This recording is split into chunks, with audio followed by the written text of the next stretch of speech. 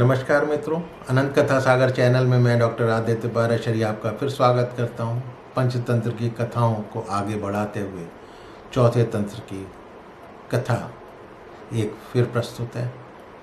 शीर्षक है समय का राग, कुसमय की टर्र।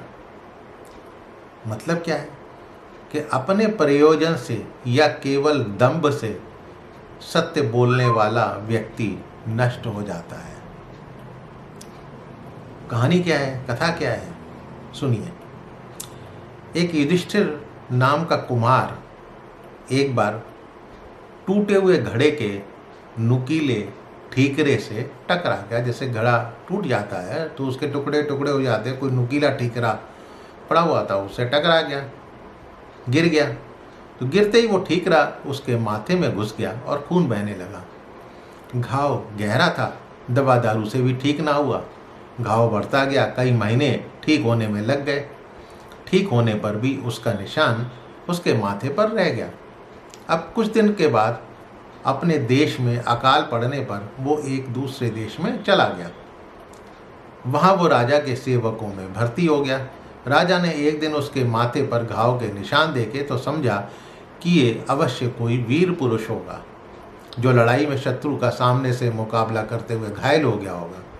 ये समझ उसने उसे अपनी सेना में एक ऊंचा पद दे दिया।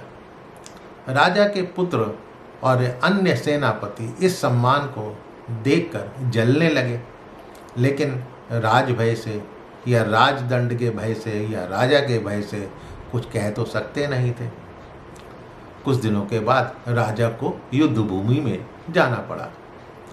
वहाँ जब लड़ाइयों की तैयारियां जोर शोर से हो रही थी, हाथियों पर हौदे डाले जा रहे थे, घोड़ों पर काठियां चढ़ाई जा रही थी, युद्ध का बिगुल सैनिकों को युद्ध भूमि के लिए तैयार होने का संदेश दे रहा था, तो राजा ने प्रसंगवश युधिष्ठिर कुंभकार से पूछा, वीर, तेरे माथे पर यह गहरा घाव किस संग्राम में कौन से शत्रु का सामना करते हुए लगा था? मुझे ये तो बता दे। अब कुंभकार ने सोचा कि अब राजा और उसमें इतनी निकटता हो चुकी है कि राजा सच्चाई जानने के बाद भी उसे मानता रहेगा। ये सोचकर उसने सच बात कह दी, ये घाव हथियार का घाव नहीं है, मैं तो कुंभकार हूँ। एक दिन शराब पीकर लड़खड़ाता हुआ जब मैं घर से निकला तो घर में बिखरे हुए घड़ों के ठीकरों से टकरा कर मैं गिर पड़ा और एक नुकीला ठीकरा माथे में गड़ गया। ये निशान उसी का है। अब राजा ये बात सुनकर बड़ा लज्जित हुआ और उसको लगा कि मेरा भी दिमाग पगला गया था कि मैंने बगैर कुछ सोचे समझे जो है इससे बगैर इसकी सच्चाई जाने के और मैंने इसे इतना बड़ा पद दे दिया। मैं तो इसे वीर शूर सैनिक समझता था।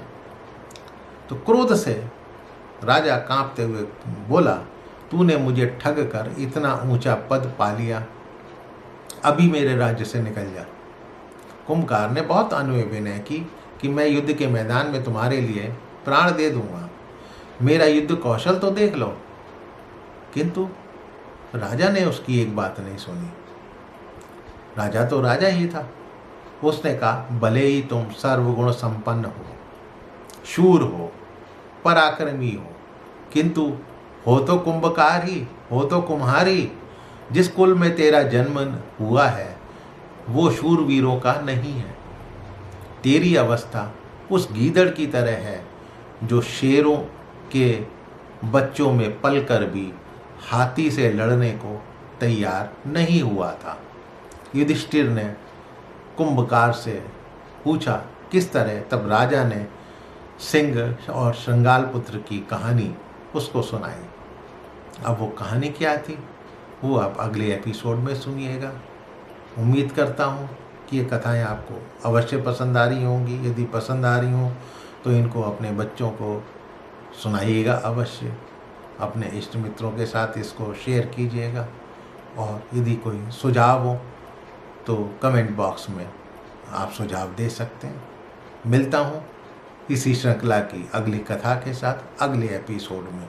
तब तक के लिए मुझे आज्ञा दीजिए। नमस्कार।